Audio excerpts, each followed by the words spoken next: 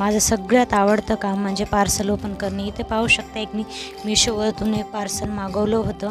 इतका आनंद झालेला होता पार्सल बघून. इथं कैची घेतली आणि कट केले. दुसरं जर कोणतं माझ्या घरच्यांनी जर मला काम सांगितलं असतं तर मी एवढं लवकर केलं नसतं. पण पार्सल ओपनिंगचं काम एकदम लवकर पटापट चटाचट होऊन जातं. इथे पाहू शकता पॅकेजिंग काही तेवढी व्यवस्थित नव्हती. त्यामध्ये आपल्याला काय आहे काय नाही ते तुम्हाला समोर बघायचं आहे. इथे पाहू शकता एक सुंदर असं छोटंसं पर्स दिल्यासारखं दिलं होतं, पॉकेट दिलं होतं त्यांनी.